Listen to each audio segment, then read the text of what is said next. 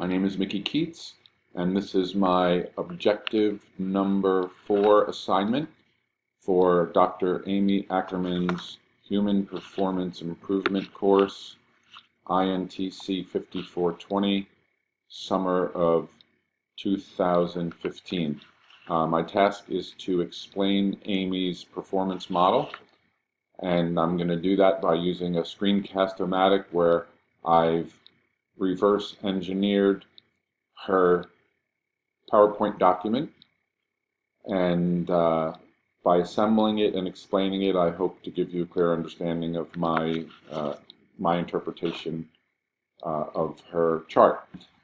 Okay, so Amy uses 3 distinct sections to clearly show the pre-intervention phase of her model, outlined all in pink, and her intervention phase, which is in lime green or light green, and her post-intervention phase, which is in a light orange.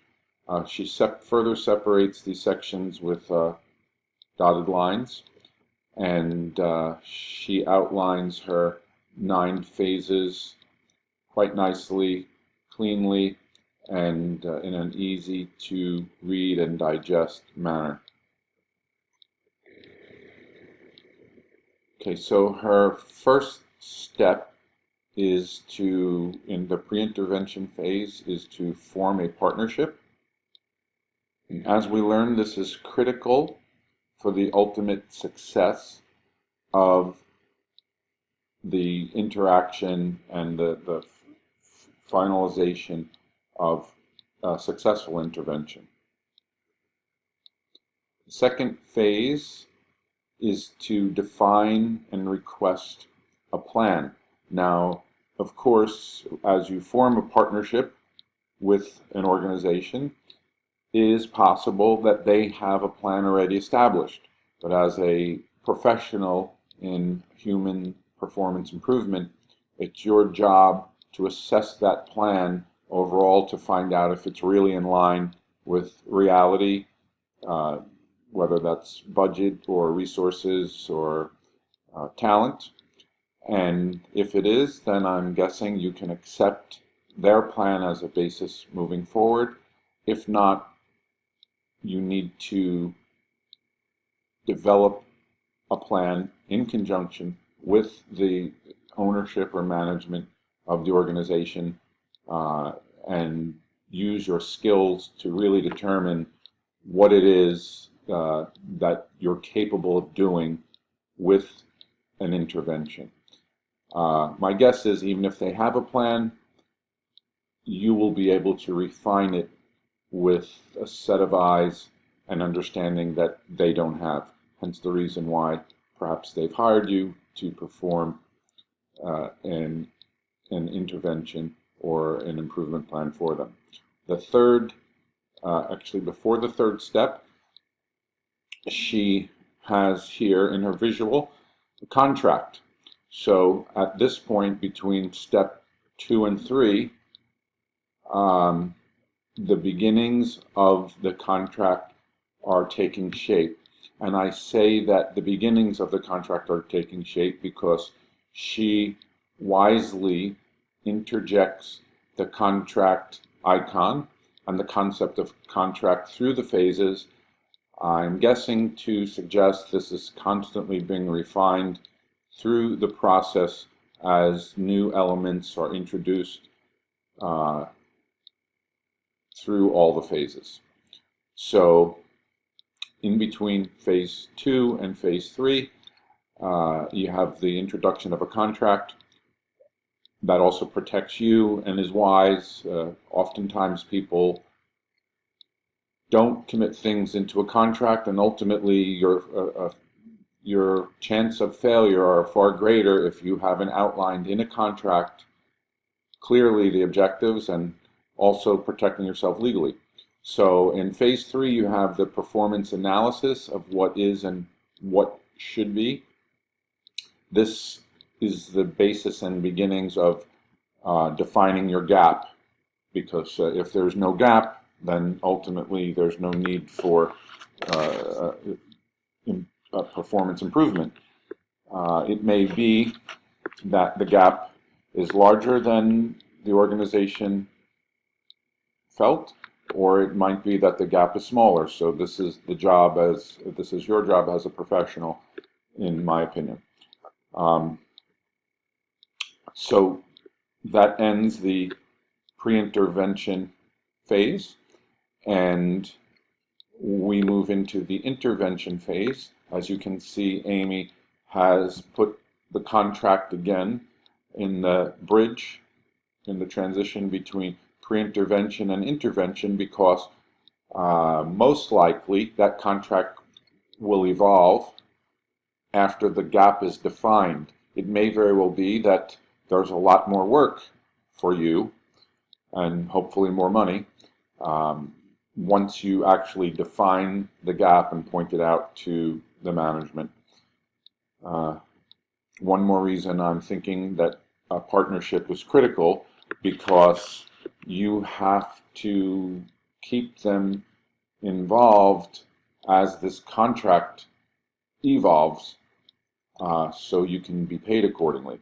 So in stage 5, she has defining the objectives, and that's predicated, of course, on the gap and resources. And she moves then to an icon that suggests review. And once more, I believe the contract is always relevant and always in a process as you move forward. In step 6, she has selecting and designing interventions. Now we're still in the intervention stage. This selection and designing of the interventions, once more, is possible that if indeed the organization formulated their own plan, then they have some ideas of intervention themselves. Even if that's the case, most likely your wisdom as the professional in the mix will be to evolve those and modify those interventions. If, of course, you have defined your own plan, then at this phase, I'm guessing it's for you to explain to your partners how you're going to move forward on the interventions that you've chosen and what you hope to accomplish from that. Once again, Amy then shows in her timeline the contract, and as stated, this is a constantly monitored process in the perfect world, where your contract is being finely tuned so that at the end, when you say you have fulfilled the contract, there are no surprises. And my guess is that this is one of the, if not the most critical parts of you leaving this job or assignment that you've been given as a performance consultant in good standing and good light. Step 7, implementing the interventions that you've outlined in step 6. As we move towards phase 3, in the post-intervention phase, we have measurements which also would have been established in stage 6 in your intervention plan, where you're designing or using theirs. You have to have some form of measurements so you can see if you're closing the gap outlined in section 4 or stage 4. And when we move from 8 to 9, you see once more that there's a review and a report. So you're nearing the end of your contract, the end of the phases, and this is the time to flesh out any issues. And if there are issues and you need to go back, hopefully you can do that in a timely fashion, so as to not have to redo all of the steps or most of the steps, because most likely you've put forth a price on, if you're a consultant, most likely you've put a price forth, and at this phase you're hoping you have dotted all the I's and crossed all the T's as you've gone through the stages from beginning to end. Final phase is 9, and that is the monitoring of the placed interventions. This is done perhaps without you. Perhaps this is offloaded to the management or owners of the business, and perhaps there's a small phase of this with you, or you come back later on after this is monitored over a length of time. Okay, so I can see my 90 seconds is almost up, so that will conclude my explanation of Amy's performance consultant model. Thank you.